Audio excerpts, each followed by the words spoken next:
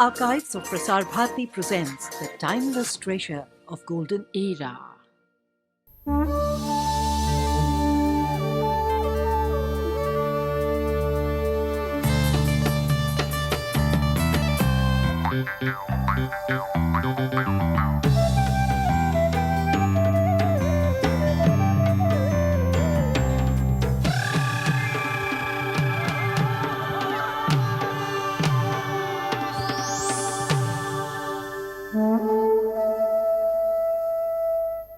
Guwahati is well on its way to becoming a mega city.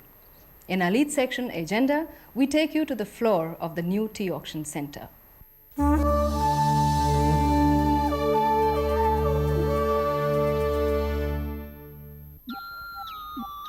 plant which was believed to banish sleep was born in China. In India, it took a natural home in Assam, and this splendid tea plant has worldwide buyers. The quality of tea varies from garden to garden and season to season. The agricultural practices also have an impact on the leaf of this plant. These unique characteristics of tea have implications on the marketing system. Ironically, though tea was grown in Assam, the auction of tea was done in London and later at Calcutta. The Guwahati Tea Auction Centre has become the largest CTC tea auction centre in the world. It has a modern warehouse and the delivery schedule is smooth. Tea is auctioned in lots of leaf and dust tea. Lots are sold by the kilo. One of the strengths of the Guwahati Auction Centre is cataloguing of tea samples. This process takes 3 weeks compared to 6 weeks in other centres. The catalogue sample is delivered to the buyer 2 weeks in advance before the auction date. Correct and timely sampling is a must for a buyer.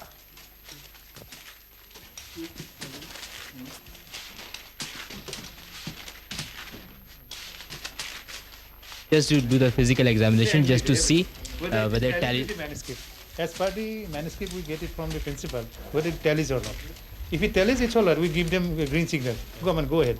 If not, they also go and report us. So as per the manuscript, it is not that. So immediately we stop and contact our principal and we ask them. As per catalog, it is not the quality of tea is different. What they were supposed to do. They give us the instructions. The Guwahati Auction Centre is celebrating its silver jubilee this year. The finance minister talked of the excise concessions. Traders feel the restricted area permit needs to be scrapped. We have a great disadvantage because the foreign traders cannot come here.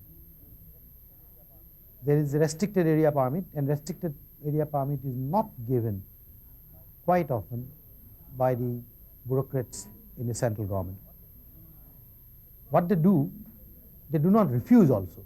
They keep the papers pending, applications pending, and make the foreign buyers sweat it out, and ultimately they give up. Restricted area permit has been the most important impediment in our growth and in export of tea. If the wrap is removed, then do you think that more of foreign buyers will come in here and will boost of exports through Guwahati? Yes, I think there will be a lot more interaction between the foreign buyer and the tea trade per se, and that interaction must give you some results. The industry as a whole has a great export potential. Yes, there's no doubt about it. In fact, the total production, the total exports what we are doing in the region of about 160 to 180 million kilograms. Assam tea plays a very, very important role. The combined efforts of the traders, growers and workers have helped to boost the industry in Assam despite the insurgency. Insurgency has never affected it except when Brooke-Bond and Lipton unilaterally withdrew their support once in 1990. There has never been. They are all here.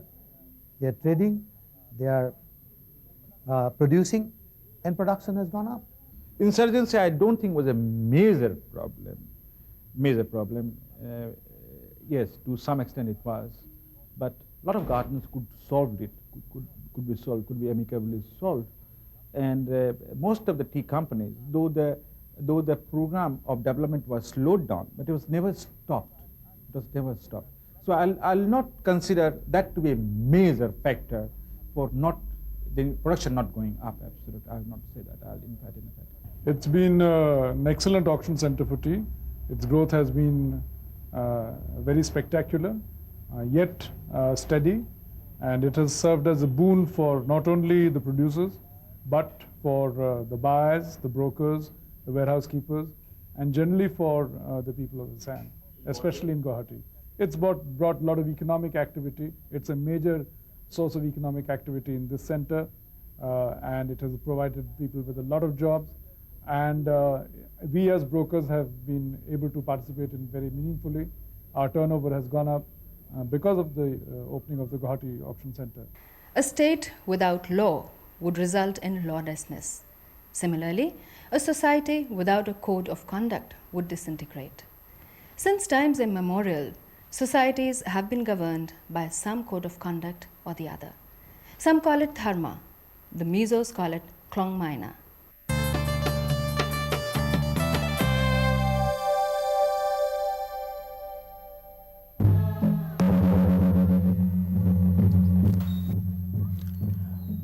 When a family is bereaved in Mizoram, all members of the locality flock to console them.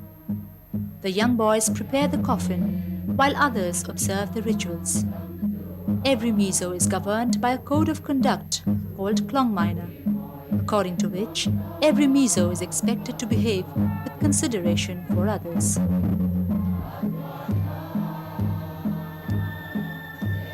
The code of chivalry governs the behavior of a Mizo of every age. Under this custom, everyone is required to be courteous and considerate and help others irrespective of one's inconvenience. Everyone tries to surpass others in unselfishness and cooperation.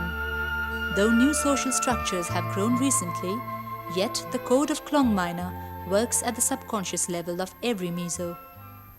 The Mizo word klong maina is so peculiarly Mizo in its sound, meaning, and connotation that it seems to have no equivalent words of its own in any other language.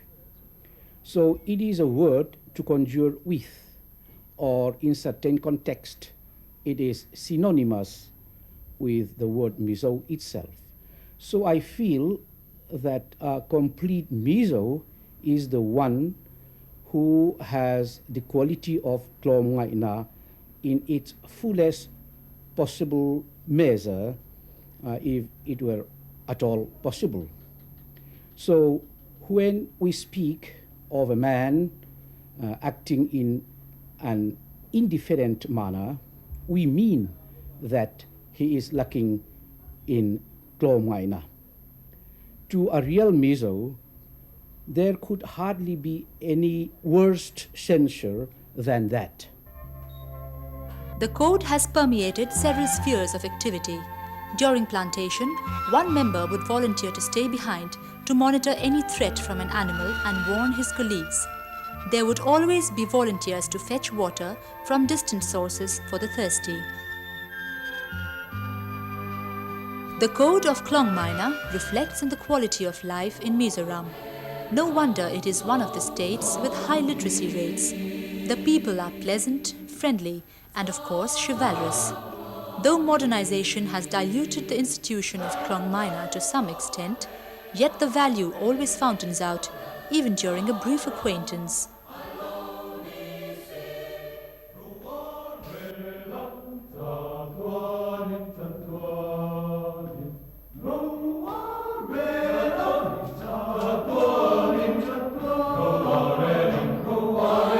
It is the value structure of each society which protects it from inner conflict and directs a society to the path of progress. The Mizo society, which to some extent is still governed by the code of ethics or dharma, holds promise. People are joyful, cooperative, and industrious.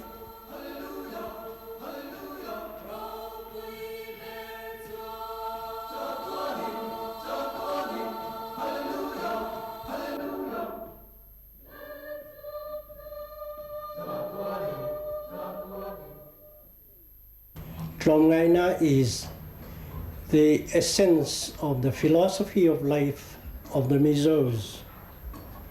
As much as dharma is to India and chivalry is to the medieval Europe,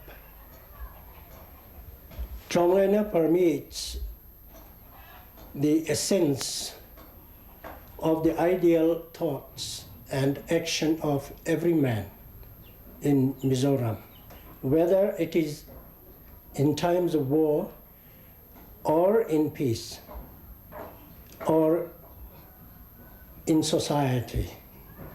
One has to think always whether his action is in accordance with the code of Klonglaina. Every Mizo recalls with pride from history men who possessed extraordinary qualities of courage and chivalry. He looks up to these men of Klongai and tries to emulate them as good role models.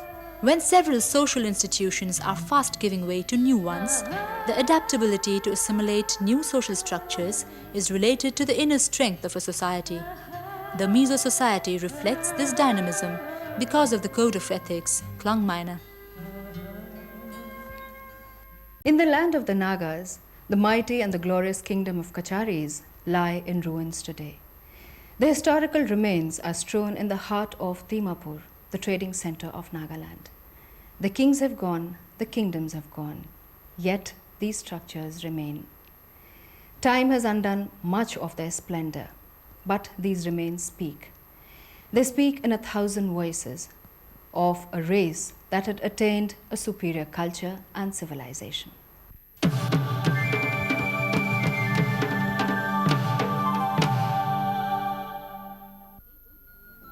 Dimapur, gateway of Nagaland, the land of mystery, tradition, and excitement. In this land of music and gay festivities, people are simple, vibrant, and industrious. 16 odd tribes and sub-tribes of this colorful land, with their own distinctive dialect, have splendidly blended into modernities, preserving their old culture and tradition. Dimapur, once the capital of the Kachari kingdom, bordering 6 sister states today, is the flourishing commercial center of Nagaland. The town is the main railhead and has the only airport of the state. In the heart of Dimapur, bustling with business activities, lie the last remnants of the medieval Kachari kingdom. Under the Kacharis, Dimapur flourished as a city and a trading center and continues to do so today. This imposing archway, gateway to the fortress of the kingdom, has witnessed history being made and unmade. The pillars, scattered among the relics of what was once a palace, indicate the cultural assimilation of the Kacharis and the Angamis. The posts, which stand out as a female symbol, also highlight the sacrifice of the cows. The bulbous-topped pillars symbolize the male. The megalithic rituals governing the erection of these posts display the Naga style of architecture, beautifully done by the brilliant Kachari sculptors.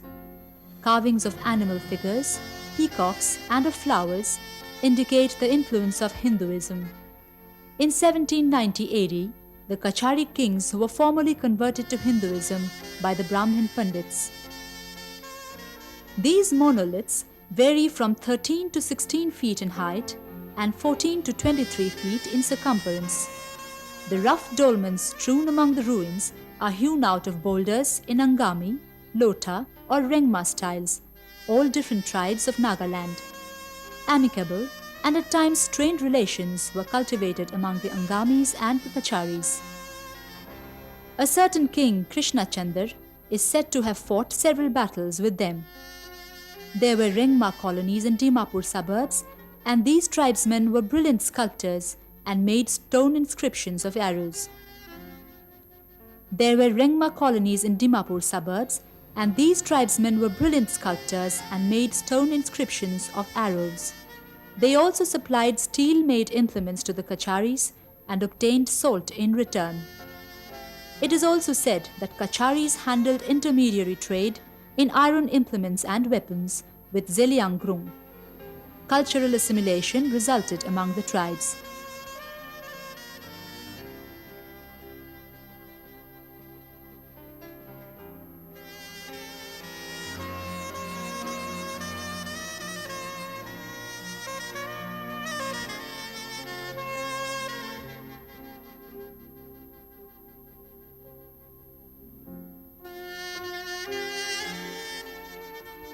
These twin tanks among the relics, called Forpukuri, signify the Naga belief that a pair is a unity. At Dimapur, tanks surviving as historical relics could be seen in Purana Bazar.